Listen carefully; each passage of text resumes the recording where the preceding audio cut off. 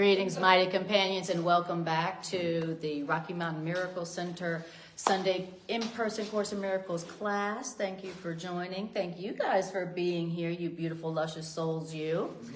Yay for us and our innocent lusciousness. Yay. Yay for our natural selves. All right. So let's just do a couple of minutes of just opening meditation, quietness, allowing our minds to come out of the past, come out of the future, and allowing our minds to just rest and be in the present moment. So let's reconnect with our breath. And just breathing deeply into the power and the presence in the present moment. And let us remind our minds that it is safe to relax right here, right now. Tell yourself, I am safe. It is safe to relax right here, right now. And remind yourself, this moment now is all there is of time. Everything you could need or want for peace and happiness and healing is here, right now, where you are.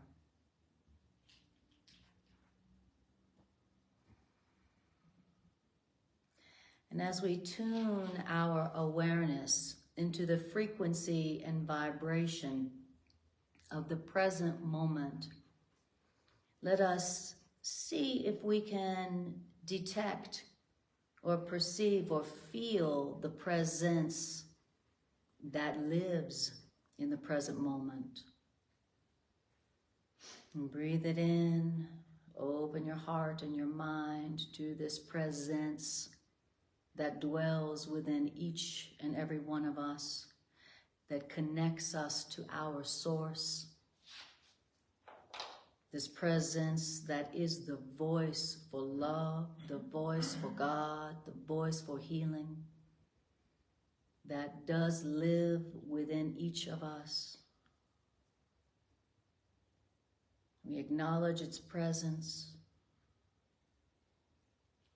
We open our hearts and our minds to feel this presence and to hear its voice.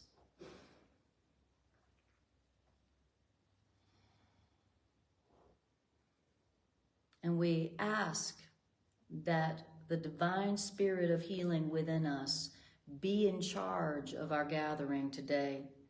We ask that the spirit of truth and healing speak to us,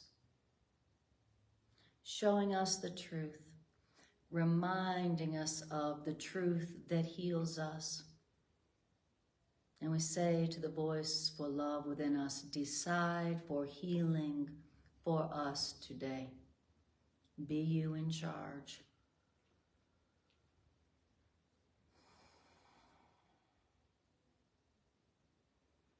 And to that we say, thanks. Thank you, God. All right. And then when you're ready, just come on back. Silence 5G2022 disconnected. All right. You heard it first there. All right. Well, where we're at today is we are in chapter 26, section 7, and in the blue covered edition, this book, I forget the name of the title, but if you have the original edition, the title is A Review of the Laws of Healing. So it's 26:7. 26:7, y'all. That's the transition section. Right. So the name of the chapter is The Transition, and it's the Laws of Healing. Okay. So in the original, it's called A Review of the Laws of Healing. So as you might have perceived already, we're going to talk about the laws of healing, okay, the principles of healing. So what is it that has to occur for healing to happen naturally? So there is a set of conditions, there's a set of thinking, there's a set of perceptions or understanding that when you have this perception, healing naturally occurs. So all we have to do is allow the conditions in our mind, in our perceptions to occur for healing to happen. That's all we have to do. All right. So before we start into this, the first thing I want you to do is I want you to close your eyes for a moment. I want you to think about something in your life or your world right now where you perceive there really is a need for healing, which really means a need for peace, a need for joy. Where in your life or in your world or where in your relationships do you need some healing? Where is there a need for healing in your life?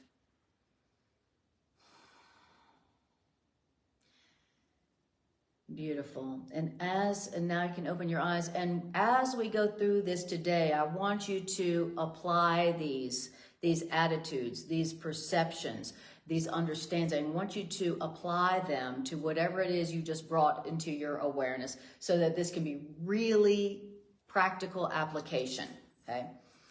And if at any point during the class you're like, well, I do not see how this applies to them or that, then feel free to ask, well, yeah, but how do you apply this to that? Or how does this apply there? So that you can truly apply this, because once you apply these ideas, miracles result.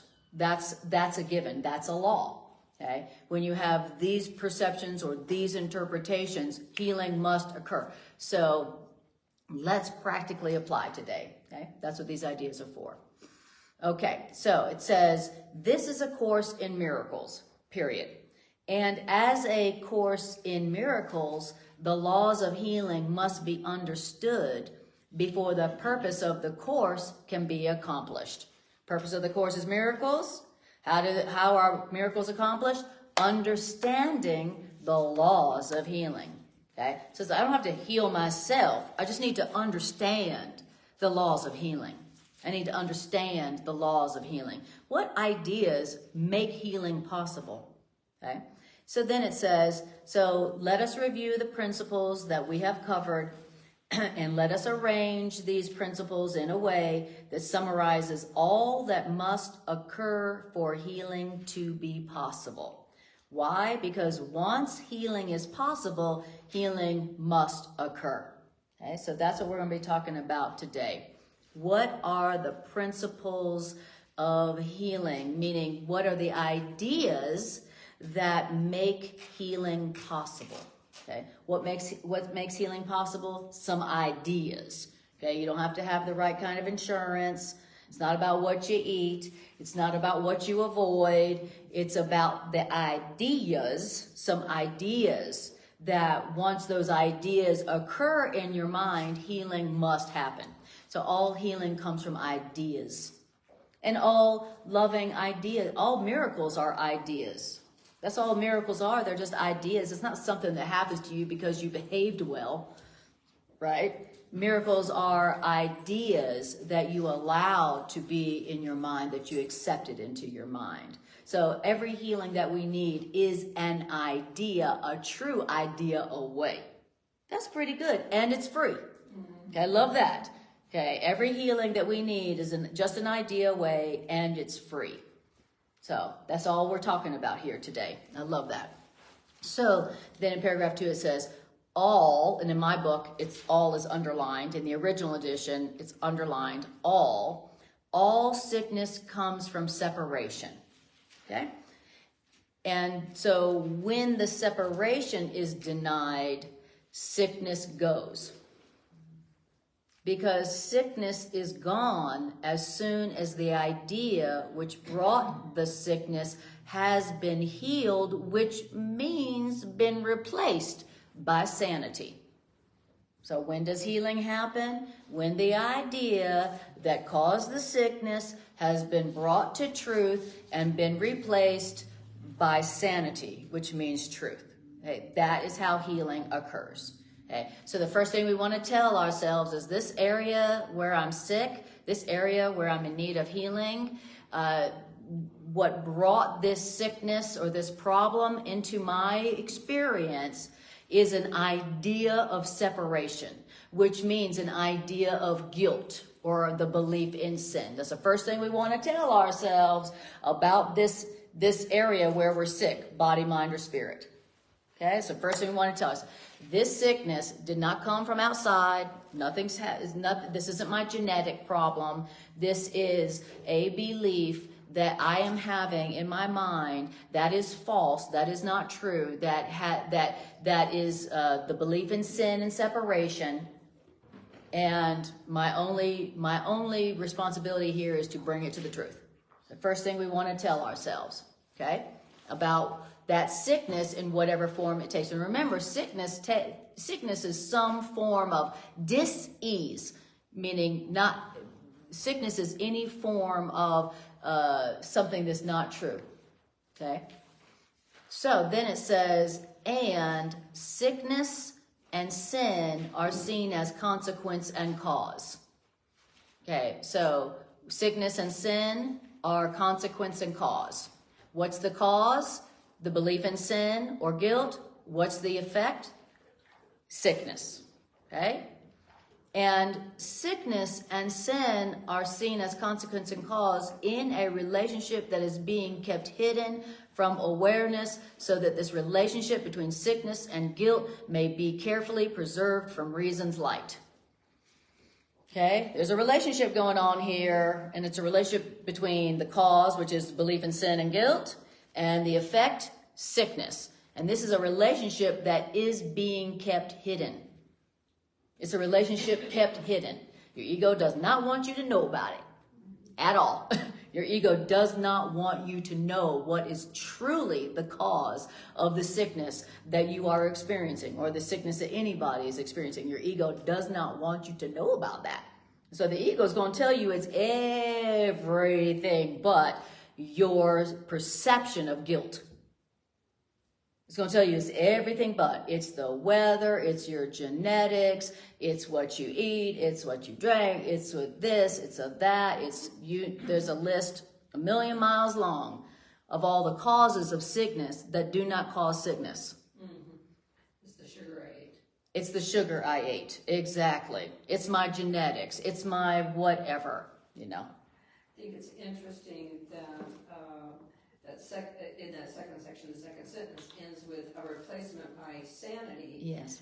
Which sanity's reverse is insanity. Mm-hmm. Right? That's right. So it's also that equivalent that sickness is a moment of temporary insanity. That's exactly right. Sickness is the result of temporary insanity. That's exactly right. And P.S., by the way, we are all sick and we're all insane. We're all sick. If you're here, you sick. There ain't nobody here who wouldn't say, I'm so sick of. I'm so sick of being around sick people. Exactly. Greg and I were talking about how we were sick about all the traffic cameras that, are around now. So so nobody here could say, well, at least I'm not sick. Everybody here is sick. Okay. You don't get here unless you are. This is the hospital for people who are insane, driven mad by guilt. The Course in Miracles says, when you look at this world, what you are seeing is a picture of the children of God who have been driven insane by guilt. Not real guilt, perception of guilt, a belief in guilt. That's everybody. So we're talking about everybody here. All right? Okay. And and any unhappiness, any dis-ease is sickness. All right. So then it says, it says in paragraph 3, guilt asks for punishment. And guilt and punishment's request is granted. Not by truth, but in the world of shadows, which means illusions built on sin. So what is this world? It is something that has been built on sin. That's what this world has been built on. You ever notice that? You know, in a world of sin and guilt, you have to earn your living, you have to earn your right to live, and you have to pay to live. Okay, just for starters. Just in case you're not sure if this world is actually built on sin. You don't have even a right to live, and you have to work and pay for it, okay? And, you know, you're in a body that dies, you know. So when you experience guilt, when you entertain the belief in guilt in your mind, you are requesting punishment. Every thought of guilt that is in your mind is a silent request for punishment, not from truth. Truth is like, you know, what are you talking about? It's a request for punishment from the world of shadows that was built on sin and punishment. Isn't that deep? Is that motivating or what? Mm-hmm. Every thought of guilt and sin. And you may say, well, I don't believe in guilt and sin. I don't believe in guilt and sin. I mean, I left my religion a long time ago. I don't believe in guilt and sin. I haven't been to church or synagogue or mosque in years. But do you still use guilt with other people? Do you still use guilt to get what you want with other people? Of course. Thank you, Janice. Of course I do. Exactly. And I think it may go a step further for me. What's that? And that is that Brenda and I were having a conversation last night, and guilt came up, and I said, yes, I think I feel it, but I am so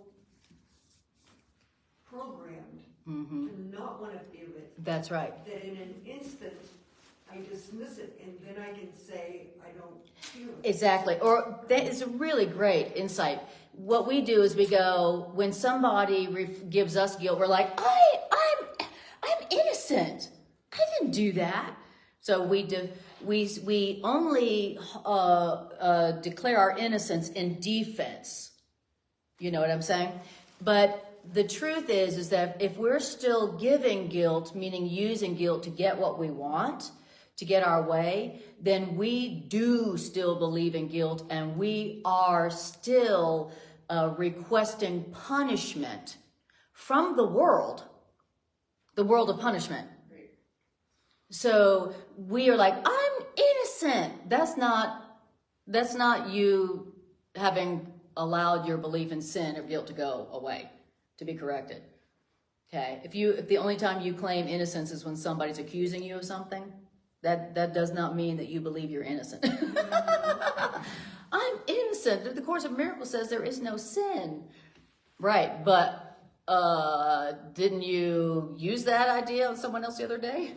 There's also a big difference between intellectually not believing in something and intrinsically believing in it. Exactly. I may have changed my spiritual beliefs. Yes. That I no longer believe in guilt. Right. But intrinsically I believe in guilt because when I eat sugar and chocolate and I worry about it going to my hips, right, that's a guilt thought. Absolutely. Right, it's just something that's intrinsically in me. That's even right. Though intellectually I spiritualize that I don't believe in guilt. Exactly. That's exactly right. That's exactly right. Anytime I'm giving guilt to myself or to somebody else, you know, exactly.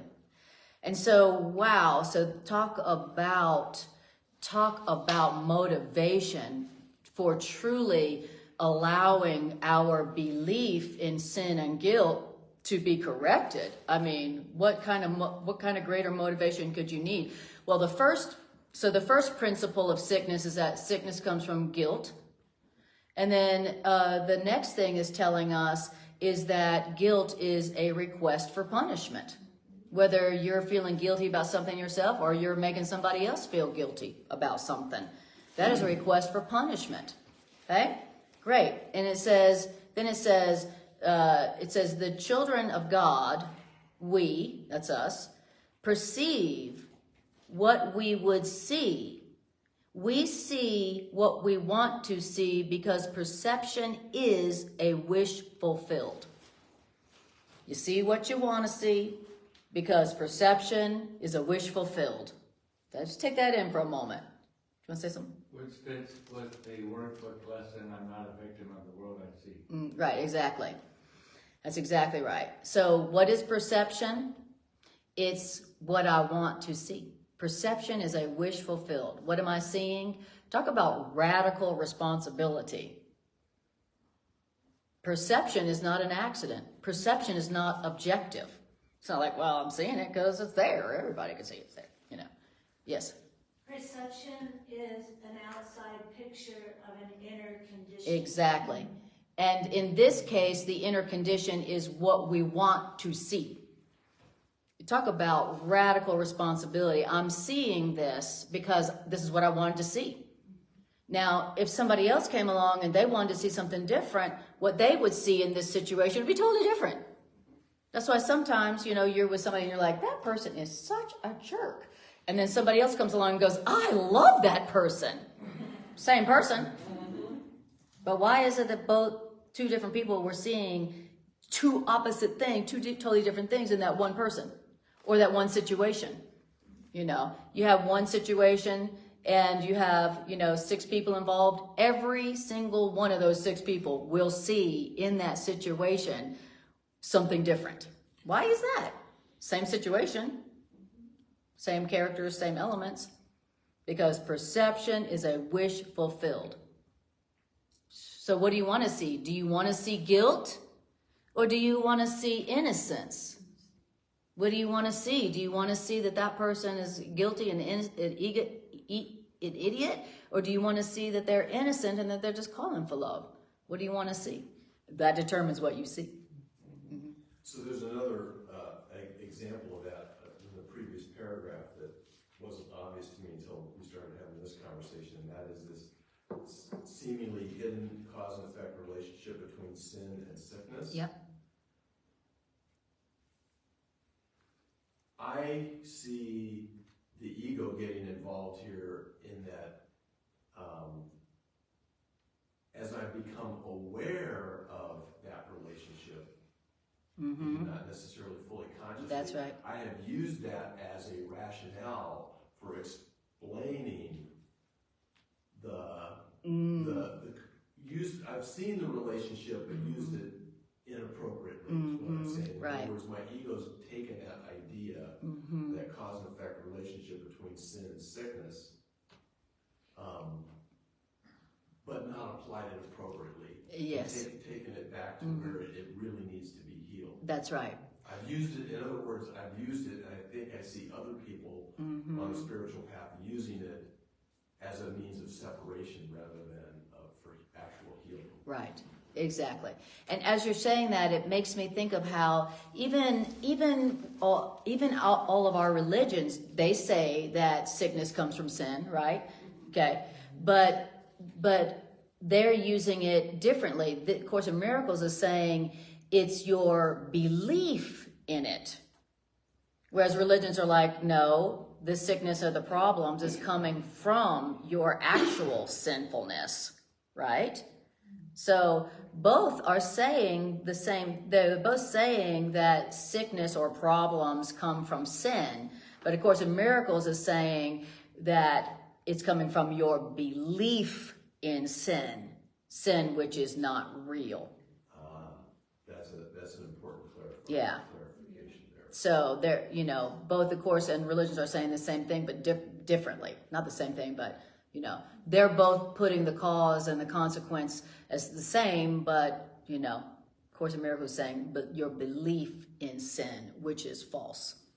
Okay? Rather than God doing that. Thank you, exactly. And the difference being that Course in Miracles is saying it's your belief in sin, not that is punishing you, not God who's punishing you for your sin that's real. So it's self-inflicted. It's self-inflicted, exactly.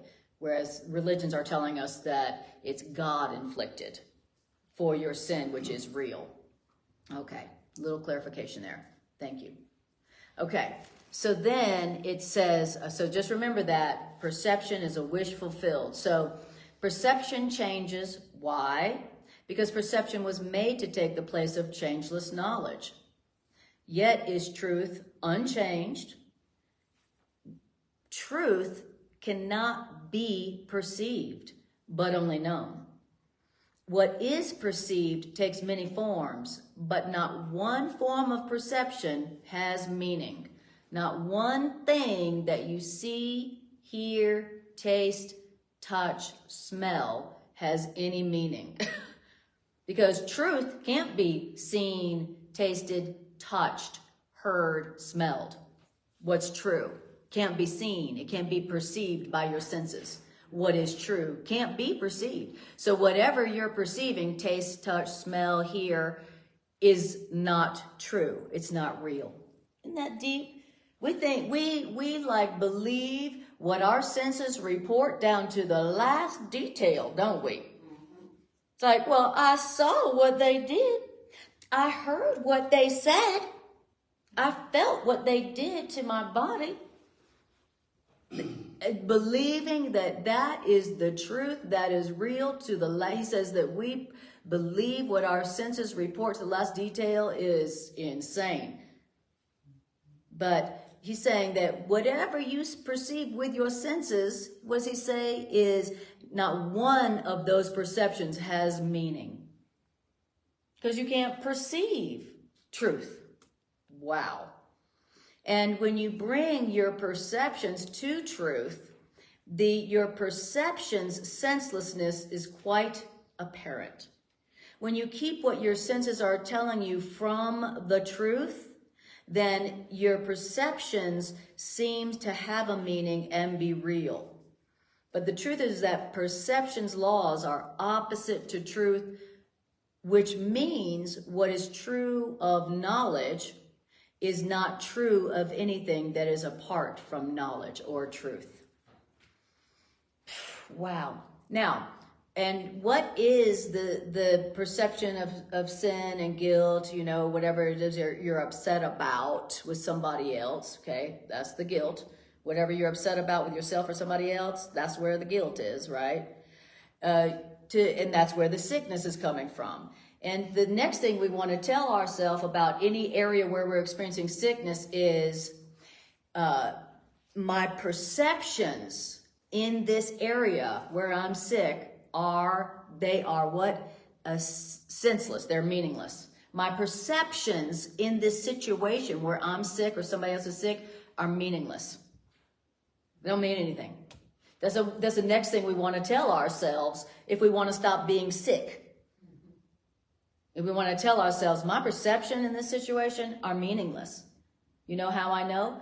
Because you're sick. Because you don't feel good. You're not happy. Right? And you're going on what your senses are reporting in this situation where you're not happy, where you're not well. You're going on your perceptions. Yes, Barb? That lesson is, I am upset because I am seeing something that's not there. Yeah, I'm sick. I'm upset because I'm seeing something that's not there. That's the workbook lesson. Perfect. Yes. You said something a minute ago which was interesting. You said, you know, you were talking about your sickness, but then you said when you see sickness in others. Yeah. And I think that a lot of times we don't realize that seeing sickness in others is also a reflection of our internal guilt. Exactly. Because God and Holy Spirit isn't seeing other people as sick. You know, maybe calling for love, or maybe just the beautiful, brilliant, radiant child of God who's asleep, who doesn't know. That's exactly right. You know, so, you know, our higher self doesn't look at us and go, oh, poor dear, she's sick. You know, and anybody who's been a real deal healer throughout time didn't heal people by going, oh, poor dear, she's sick. Let me fix them. You know, They looked at other people, they didn't see a sickness. They didn't see a sick person. They didn't even see a body. And that's how people who have really, truly healed the sick and raised the dead, that is how they saw people. That's how they saw the sick. They were like, look at that radiant child of God who just is asleep right now. They didn't see a sick person. So if we see a sick person, then we are seeing through our egos. We're not forgiving. Exactly. We are not, our perceptions are meaningless. And so that's the last thing we want to say. When we're like upset about something or angry about something or hurt about something, the last thing we really want to say, the last thing our egos want to say is, my perceptions are meaningless. I am not seeing anything correctly right now. I don't even know what I'm seeing, and what I'm seeing is completely meaningless.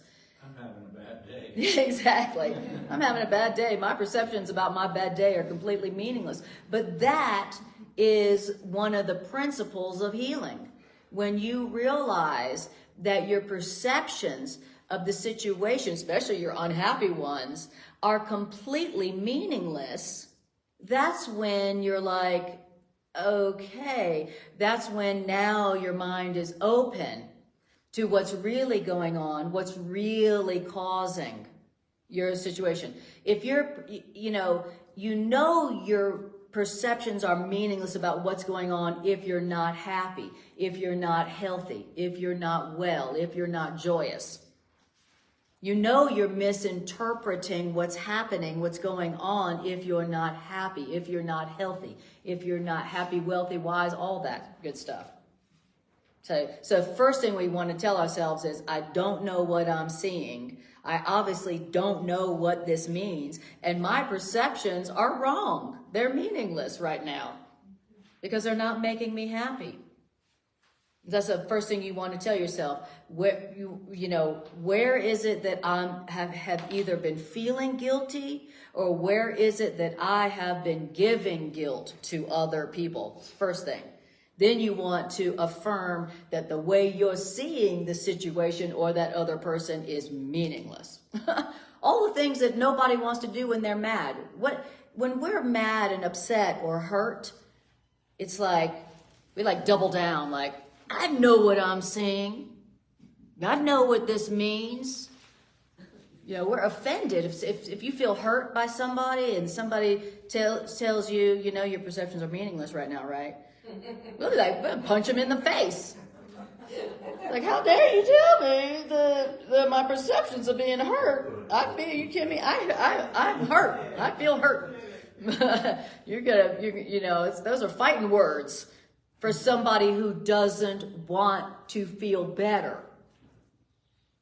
For somebody who doesn't want to feel better. Somebody who's sick and tired of being sick and tired would say, oh, thank you.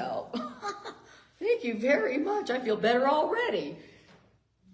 Okay. So we're hearing about the laws of healing, meaning when you say this or you see this, then healing is automatic. Okay. So then it says, okay, beautiful. So we just heard that anything that you perceive with your senses is not true. It is meaningless. Okay? Why? Because what is true, you can't sense with your senses. You can't perceive with your senses. Okay? But you can feel the joy. You can feel the joy. Okay? But joy is not something that you're seeing, touching, hearing, smelling, tasting. Okay? Joy is something else. Okay. Now, in paragraph 4, it says, yet has God given answer to the world of sickness. And this answer applies to all sicknesses forms. Okay. Thank you, God. God has given an answer to the whole world of sickness, which means that applies to all the forms of sickness in the world. Every single one of them. Every single form of sickness in the world. God has given answer to. Awesome. That's great. That's good to know, even if I don't believe it. That's good just even to hear. All right. Good to know that there's next thing you want to tell yourself about wherever you're experiencing sickness or pain or any kind of suffering is God's given an answer to this. God has answered this. God has already given an answer to this, and it's here right now. God has given, even if I don't know what that is, even if part of me tells me that I don't deserve it, God has given an answer to this. I'd like to find it. Okay? And God's answer to whatever sickness you or anybody else is experiencing, that answer is eternal. Even though God's answer to this sickness operates in time. Why does God's answer to sickness operate in time? Because it's needed in time. Why is God's answer to all sickness, all forms of sickness, why is it here right now? Because it's needed here right now. Even though God's answer is eternal. So God's answer may not be from here because it's eternal, but it is here. Okay? Why? Because it's needed here. That's for sure. It is definitely needed here. In Crazy Town. That's my other name for Earth. Crazy Town. Whenever I'm with a newborn baby, I go, oh, newborn baby, welcome to Crazy Town. Where everybody's crazy. Even you, beautiful little innocent baby. Here's what you need to remember if you want to be peaceful in Crazy Town. Okay? All right. That's what I tell all the newborn babies that I get a hold of. Like, give me that baby. I need to tell that baby some truth, quick. And then I hand the baby back when its diaper is dirty. That's part of being in Crazy Town. You're gonna shit your pants at the beginning of life and the end of life. And you're gonna need somebody to change it, so you better be nice to people. Be nice to people. Someday you're gonna need somebody to change your diaper.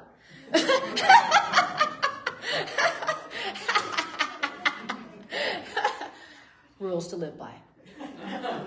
Life lessons.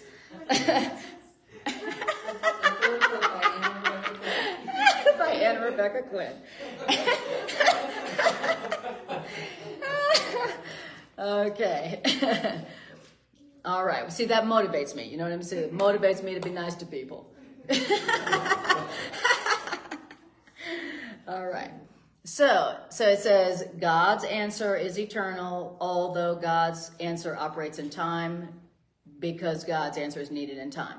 But because God's answer is of God, then the laws of time do not affect God's answer's workings. So, in other words, God's answer is not affected by the laws of space and time. So even though you're like, oh, well, doctor told me I only have this much time. Or, they say you can only heal this by this. God's answer does not take any regard, does not regard any of the laws of space and time, which say, this can be healed. This can't be healed. The laws of space and time, this can be healed, but this can't. That one. Yes. So God's answer has more authority than time. That's exactly right. Exactly. All the laws of space and time do not, God's answer has total authority over all what we call the laws of space and time, which say some things can be healed and some can't. Okay? That's our laws of time. Isn't that special? Here's what can and can't be healed, all right? Oh, okay, well, are you God? And hence the miracle principle that miracle is the only tool we have at our disposal for controlling time. That's right, the miracle is the only thing that we have at our disposal for controlling time. Exactly. You could say God's answer is something that you have access to that really does control space and time. God's answer is not subject to the laws of space and time. Okay, Thank you, God. So again, there is an answer to whatever suffering I'm experiencing that that's not subject to laws of space and time. It doesn't matter how long I've been sick. It doesn't matter what I've been sick with. It doesn't matter what the doctors have told me. None of that matters. Those are all meaningless next to God's answer that we do have here. Hallelujah. They did a study and it showed that people who had prayer as part of their treatment recover better than the people who... It's exactly right. All the research shows that people who are praying through their recovery process have better recovery outcomes. Absolutely. I think it's also important, though, to note that sometimes God's answer isn't physical healing. I totally agree. And we have to be careful because Exactly. sometimes there is this belief that because they got sick or because they died, Right. they weren't as close That's to the divine. And that's exactly not true, right. Right? That's exactly God's right. answer could be a million different things, and And- it could be them exiting their body. Exactly. Because, thank you for saying that, because God's answer is some form of peace. Right. And believe me, there's a lot more peace leaving your body than there is here in a body. So it may be that God's answer is, you want to be free from your body? There you go. Right. Absolutely. God's answer is some form of peace, meaning it is the correction of any kind of suffering, body, mind, or spirit. Yes. So picking up on that point from Carla, I'm translating that into God's plan for salvation transcends this lifetime. Absolutely. Absolutely. Absolutely. God's plan for healing transcends this lifetime. Like you said, God's answer is eternal. God's answer is eternal, so it answers everything, and it is some form of peace. God's answer will always be to bring peace where there was suffering. And believe me, to leave one's body is peaceful. People are like, "Oh, death is so horrible." No, death is awesome. Death of the body is awesome. Literally, I have, for most of my life, have studied people's near-death experience stories. And every single one of them, they're like, "I did not want to come back. Even if I had young children, even if I had this, that, And so truly, leaving the body may be an answer that is God's answer, So thank you for bringing that up, Carla. All right. Beautiful. So it says, but because God's answer is of God, then the laws of time do not affect God's answer's workings. God's answer is in this world, but not a part of this world. Because God's answer is real, for God's answer is real, which means God's answer dwells where all reality must be. That's because ideas don't leave their source. And so ideas' effects only seem to be apart from their source, the mind. In other words, ideas are of the mind. And what is projected out of the mind and seems to be external to the mind is not really outside the mind at all. It's just an effect of what is in the mind, but has not left the mind. Talking about ideas. Everything is an idea, and ideas start where? In the mind. And where do ideas stay? In the mind. In the mind. So what is everything I'm looking at that seems to be outside of my mind? It's an idea inside my mind. It just looks like it's outside my mind. It's an illusion. Okay.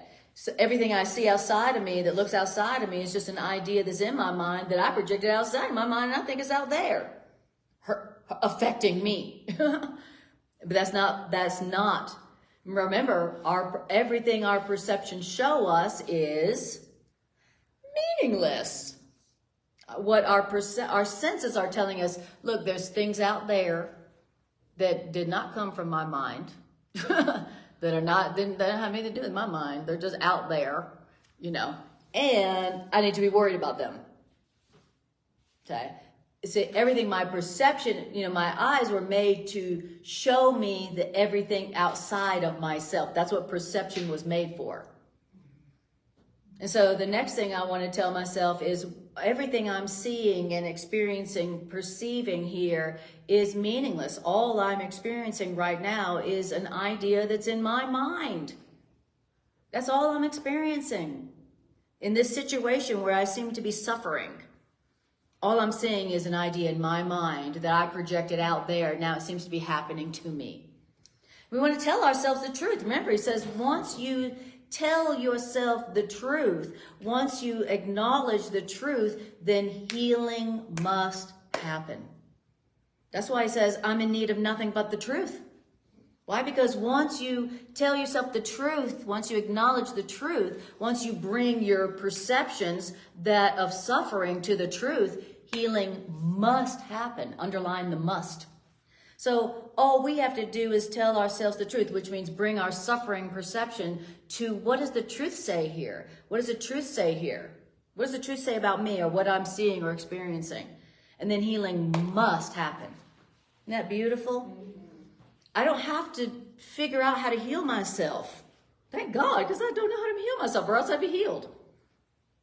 So it's so easy. God's answer is so easy. It's just like, just listen to the truth. Just allow the truth. Just perceive, just hear the truth. And then healing must happen. Yes? Well, what can we say about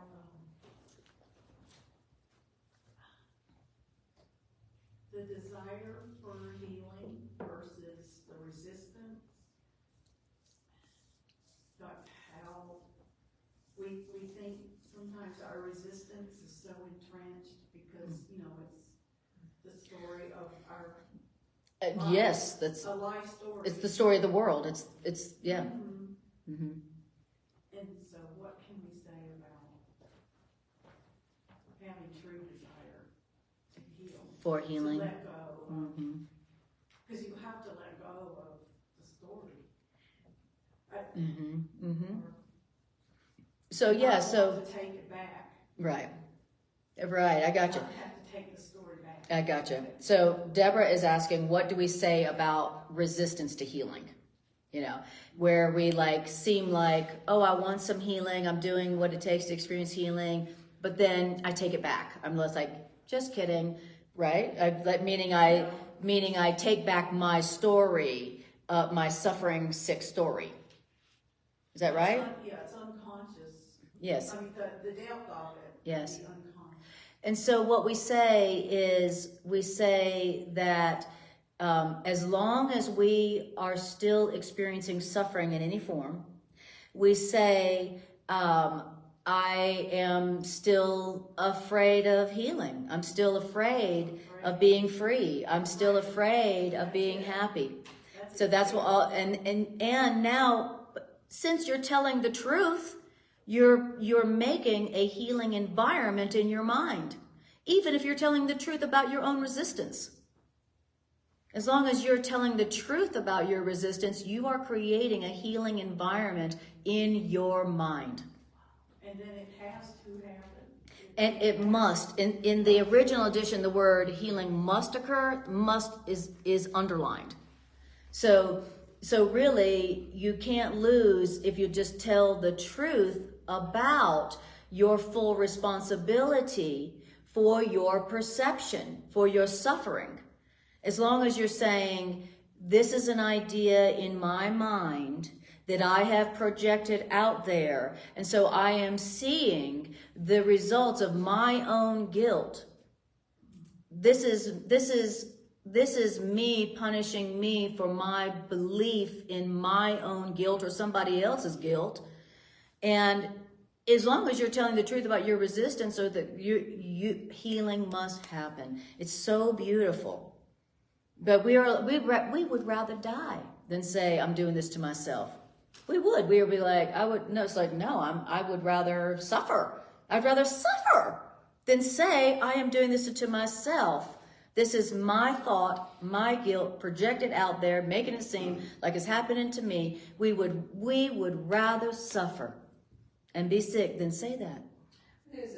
One of the things that I've learned is, you know, in the eyes of God, there's no measure of miracles, right? Yeah. And in the eyes of God, there's no measure of illness. That's right. Right? So my judgment of other people is an illness. Absolutely. Someone having terminal cancer is an illness. Yes. In the eyes of God, they're the same. That's right. Right? And so I think part of the aspect is when we're inviting in healing, we're truly inviting in healing of all of our illness. Right? Exactly. And a lot of times we'd like conditional healing. Exactly. Right? We want a la carte healing. Right. When you take care of my arm that hurts. Exactly. Please make my judgments because I'm comfortable with that. Very good. And I think that's a piece we have to recognize is that God heals all. That's right. Or not at all. That's right? exactly. Because we're still in resistance. Right. We allow God to, it's like, I love what you're saying, Carla. So Carla is saying that, you know, the way we do healing is we say, God, heal my arm. You know, a la carte healing, you know, or heal their arm or whatever. When truly the only sickness that we have is our ideas. Right. An idea. All sickness is the same. It's an idea of guilt in our mind. And so when we're saying, but we ask for God to heal the cancer, or we ask God to heal the relationship, or we're asking God to heal the whatever, when really it's all one and it's all the same. It's an idea of a belief in sin in our mind that we have projected out. Okay, I love it. Yes, Janice. Okay, so a friend breaks her leg, has no interest in spirituality or anything. Right. So my prayer For them. would be to what? Okay, so hit it. Take it from here. So Janice says, okay, a friend of mine broke her leg, right? And what would your prayer for her be? Okay, your prayer would be just to remember the truth about both of you, which is that you're both innocent, guiltless, and neither one of you deserve punishment. So that's your prayer for her is not, God, please heal her broken leg. You know, your prayer for her is that all sickness comes from a belief in sin and guilt. And I'm going to ask for the correction of my belief in sin and guilt for both of us. Okay? So, and you do not say that out loud to her. Unless you want to be punched in the mouth. Oh, what'd you say? Or get exactly. Right. Unless you, right, exactly. So, yes. And your prayer is really just your awareness of truth. That's right. Just your awareness. Just It's you not remembering. It's not what you say. Because we say all the time things, but as Carla was pointing out, we don't believe it. Right. We just say it. But the outside world, as the Course tells us, is like a measuring stick of our allowance of joy and happiness to come into our awareness. And so the outside world, just being aware of what's going on, this broken leg didn't come from tripping. It came from a belief in guilt. So that awareness right there of where the source of it came from is all we need. That's exactly right. And remember, once you're remembering the truth, healing, once you're putting cause and consequence in their proper perspective, healing must occur. So just remembering the truth, and also, I'd like to add, asking for the correction of your own guilt in your own mind on behalf of that other person who is one with you. It's like this person's broken leg or their sickness is coming from their belief in sin and guilt, which I also have, by the way. And because we're one, I can ask for the correction of that cause, that belief in sin, on behalf of both of us. Because we're one, because we're connected. That's the beauty of it. And I don't have to say a word to do that. And once you've done that, healing must occur, not just for them, but now for you too. Now for you too. Now their sickness or their suffering now has been something that has brought healing for you too. Just because you're seeing correctly their suffering, their sickness. And maybe the healing doesn't come through their leg being healed. Right. But it stops the loop of what we're requesting. Right. So Exactly. what was coming next, because we're both going to join in this idea of guilt together, I'm stopping it because I'm not going to join in it anymore.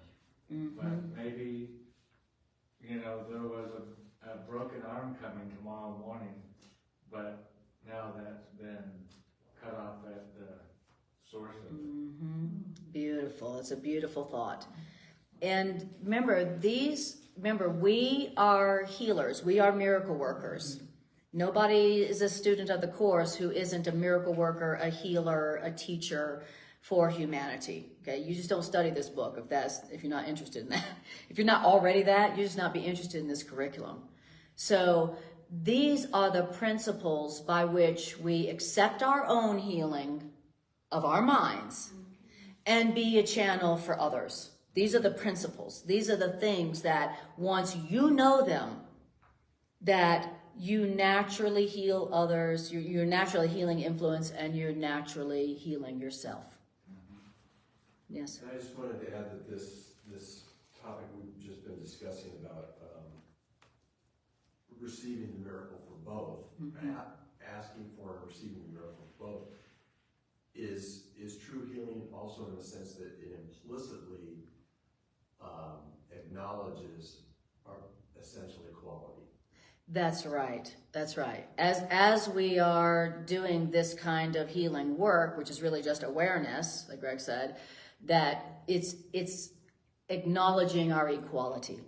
The Course in Miracles says that I still, even though I have been a healer for many, I still haven't accepted my own healing because I don't perceive the perfect equality of all of God's children.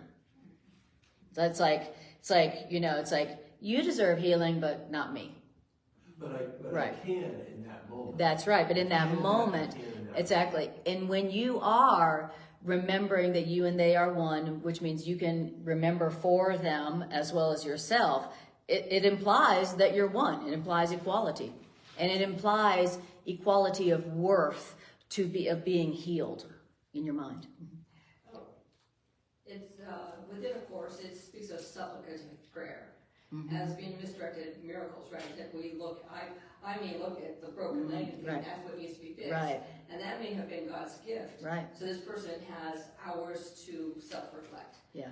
Right, and that because, again, going to the beginning of this lesson, right, all of this is my perceptive sense of what's right. Right, so I might see someone and perceive in my erroneous belief that what they're going through is wrong, not good, not healthy.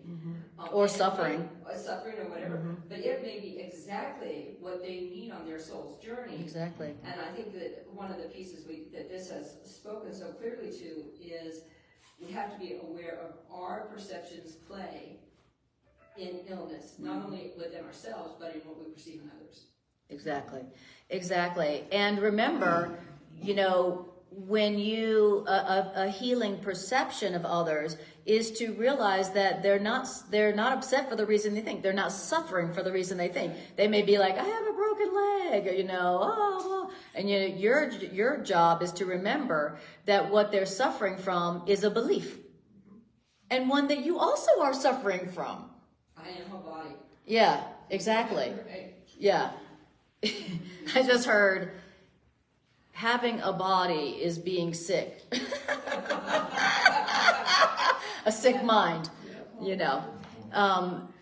Truly, because, you know, the body is a limitation. The body is something that dies, and so you know it didn't come from God. So just having a body lets you know that you have a sick mind. So, you know, so just remembering that what they're really suffering from is an idea in their mind that isn't true, one that you also have in your mind that you're suffering from, and then you'd be glad to take that opportunity to remember for both of you the truth.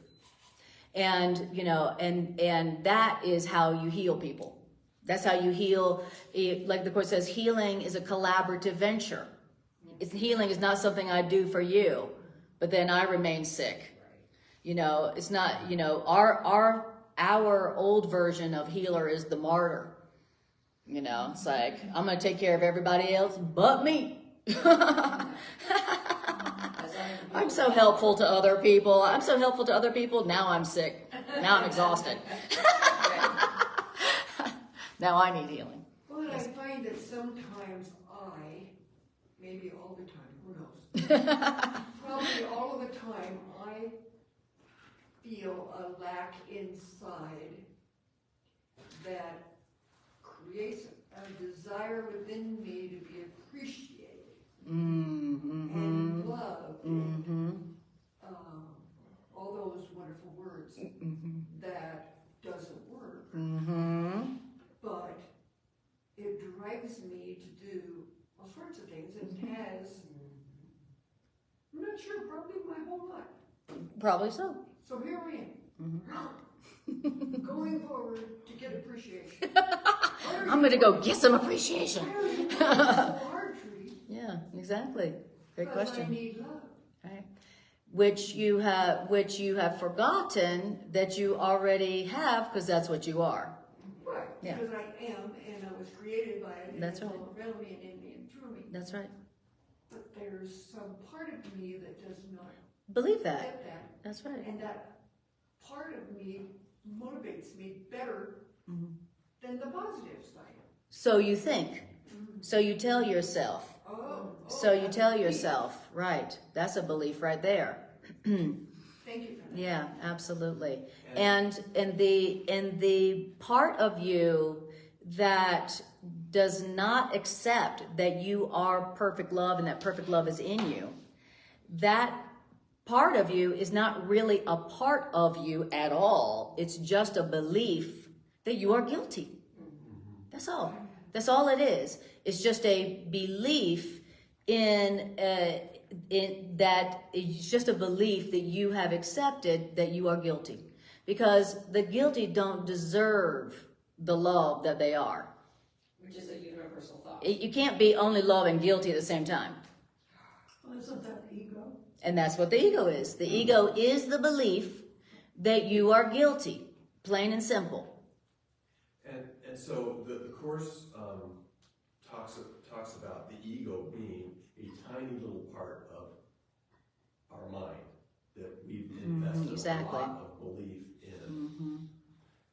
And I think I've learned that, at least intellectually, I've gotten the idea that just the acknowledgement that there's this part of my mind that's actively resisting this and that I'm actively believing it, that in itself is a step on the way to healing.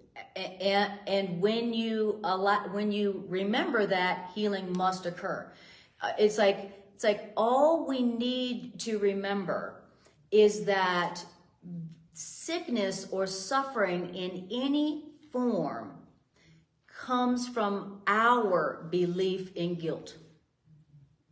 That's all we need to know. And, and that's it. The sickness and sin are cause and consequence.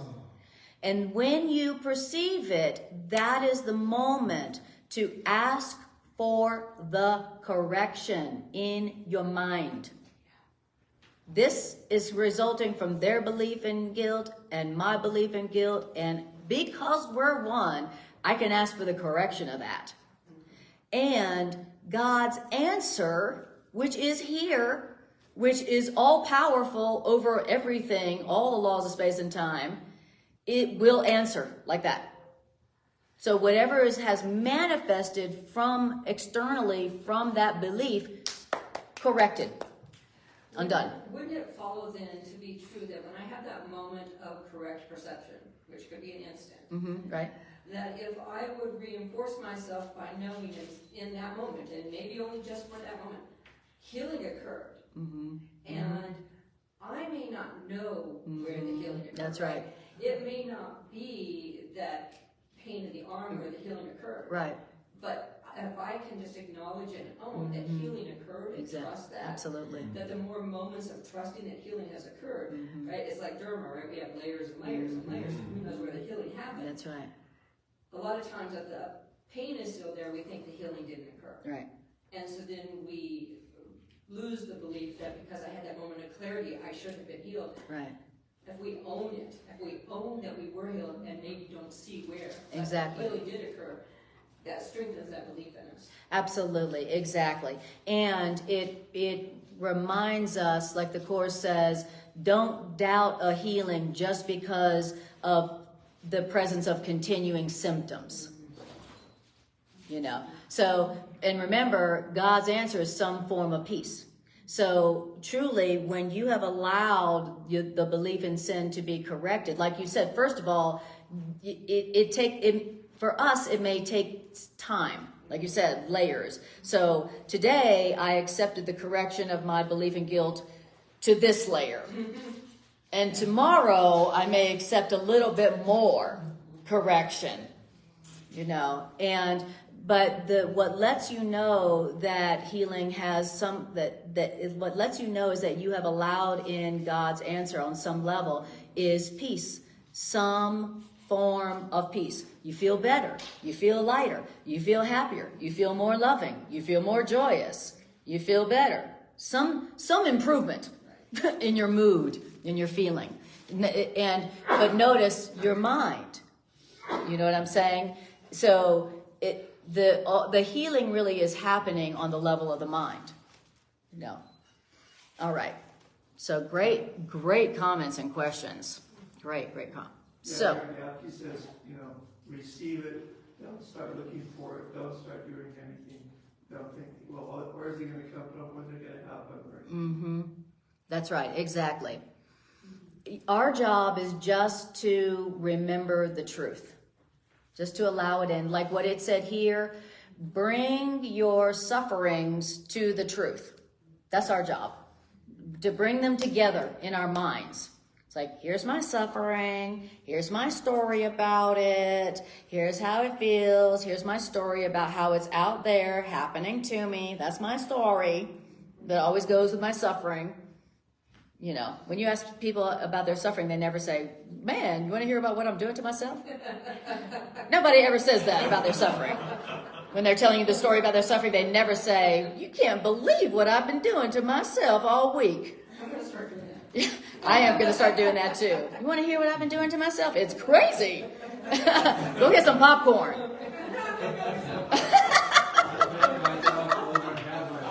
Exactly.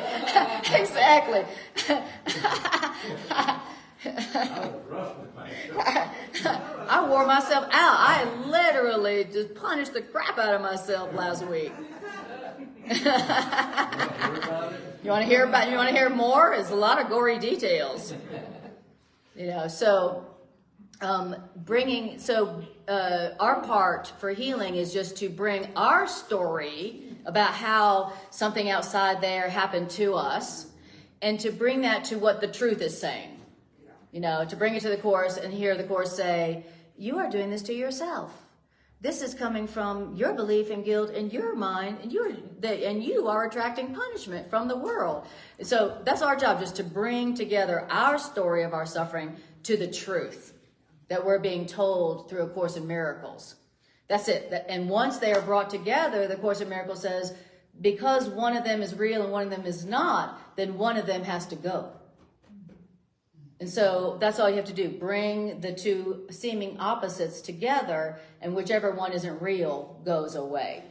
So your story about how this is happening to you and how this is impossible and how you'll never get over this or whatever goes away.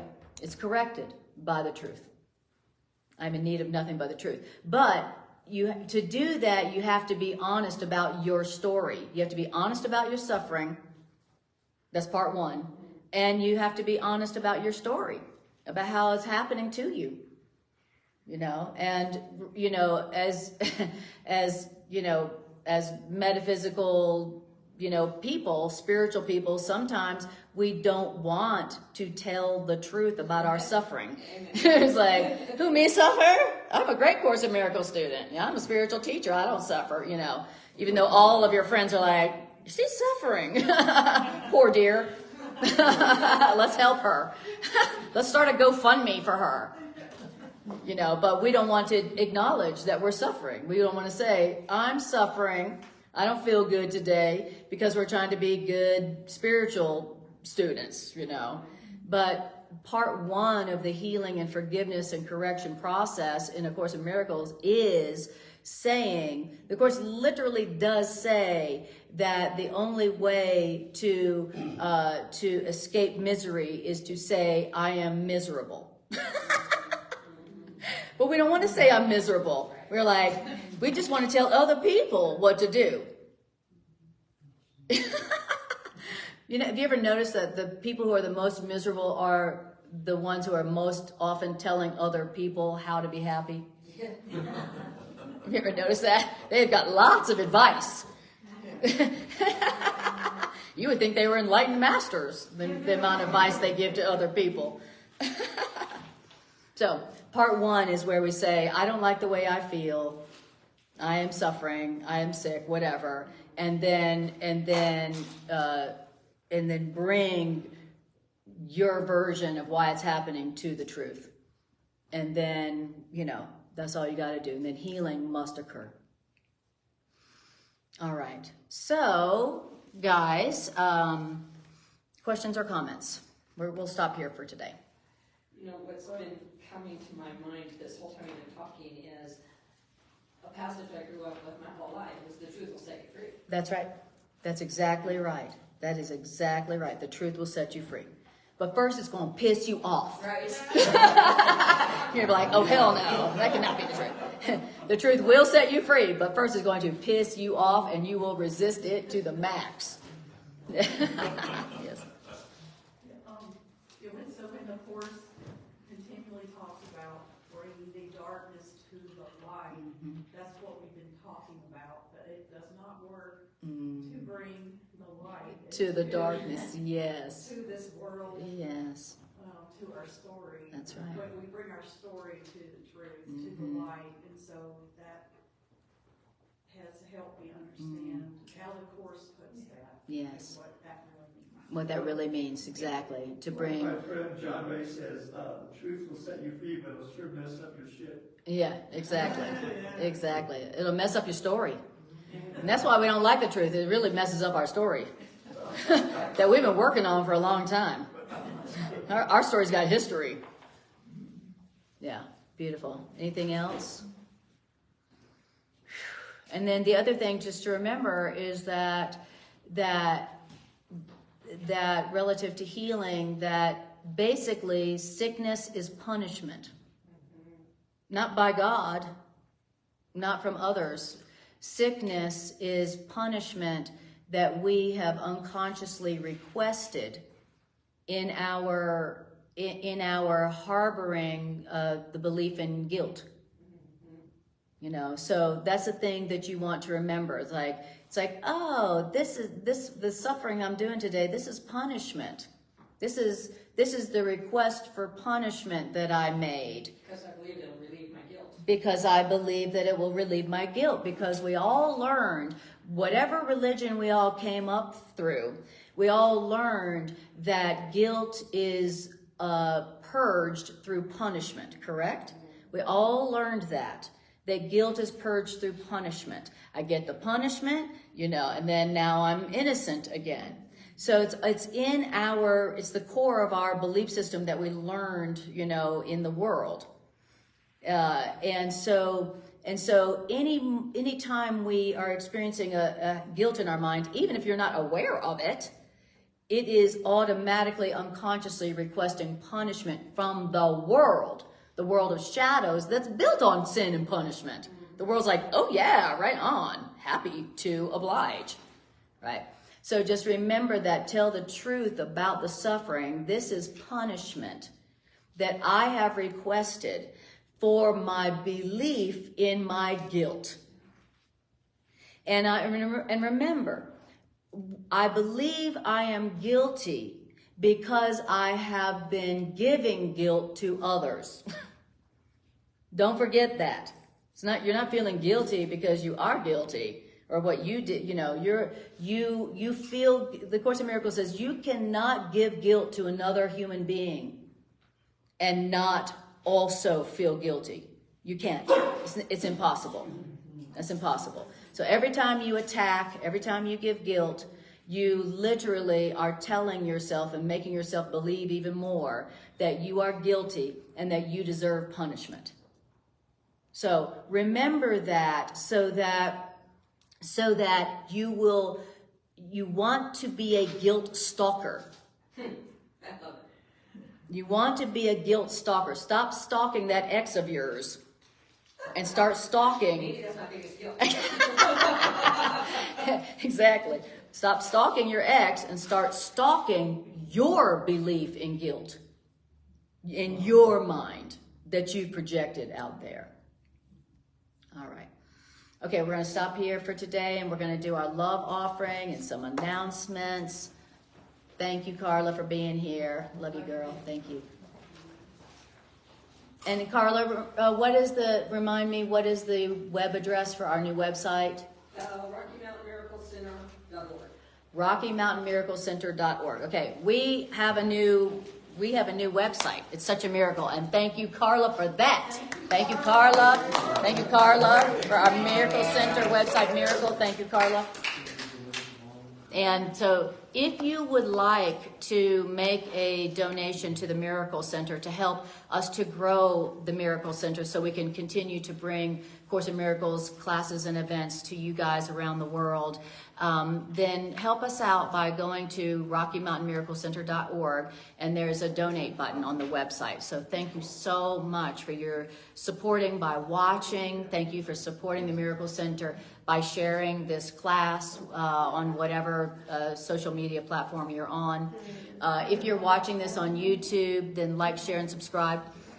Also, guys, another way to support the Miracle Center is to go to the Miracle Center's new YouTube channel and like and subscribe. As soon as we get 50 subscribers on the new Rocky Mountain Miracle Center YouTube channel, then we can live stream from YouTube these classes, all right? So do that. Go to RockyMountainMiracleCenter.org, hit subscribe, donate if you feel so moved to do so, and thank you for all of that, okay? Other classes that are happening is I do my Monday night class. Right now it's on Facebook. It might go to YouTube soon, but that's every Monday, 7 p.m. on at the moment it's my Facebook channel. It could be my YouTube channel soon.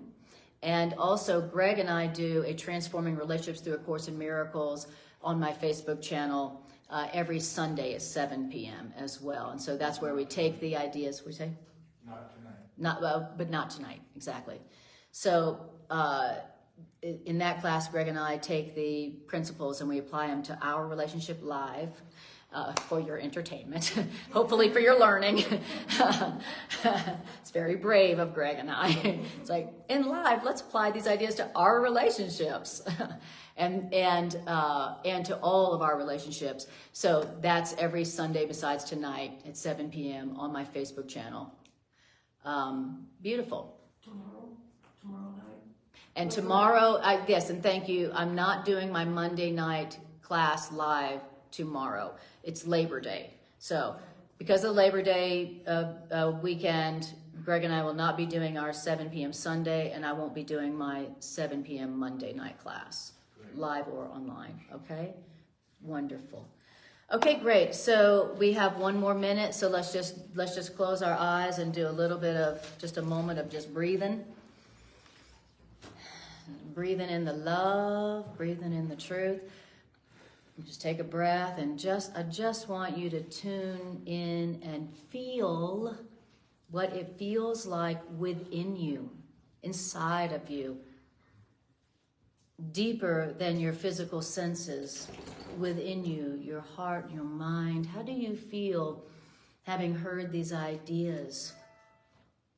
And how does it feel to hear these healing ideas in the presence of other mighty companions who also have come together in the truth for healing?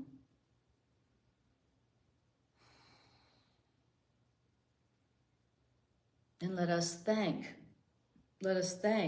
God, the source of our healing, the source of the truth, for these ideas that are healing. Thank you, God, for your answer. Thank you for your answer that heals everything that is not happy, loving, and eternal. And then I want you to return for just a moment to that situation where you're experiencing suffering or sickness on any form. I want you to bring that back to your awareness. And I want you to tell yourself, God's answer is here now in my mind for this problem, for this sickness. God has answered this. I have God's answer within my own mind. And I would like to accept it. God, I accept your answer to this sickness and suffering. God, I accept your answer to my belief in sin and guilt, which has caused this sickness and this suffering. God, I accept your correction for my belief in sin and guilt, which has produced this situation, this suffering, this sickness, this problem. I accept it. And I accept your answer, God. I accept your correction for my belief in sin and guilt on behalf of all my brothers and sisters in the world who are one with me, who are also suffering from their belief in sin and guilt. I accept your answer on behalf of them and myself, because we are one.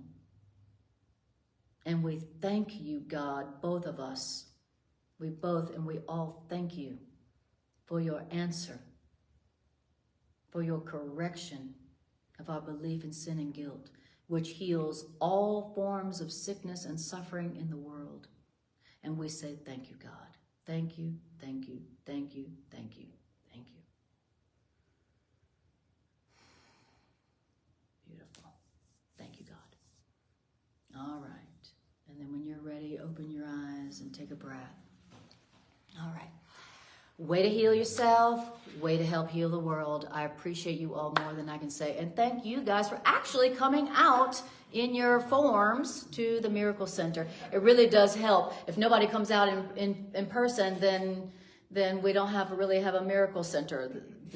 So thank you for actually getting in your car, putting on clothes, and actually driving yourself to the Miracle Center. Really, truly, you're not only are you helping everybody here, but you're helping there be a Miracle Center that hosts classes that go out around the world. These classes go out around the world. And so by you being here and supporting the Miracle Center, you are supporting these classes going out around the world. And what does the world need more than A Course in Miracles? Ideas. So you're doing something beautiful and miraculous that's benefiting all the world by actually coming here. And you guys are doing something helpful to the whole world by watching and sharing this and supporting. So thank you. Appreciate you all.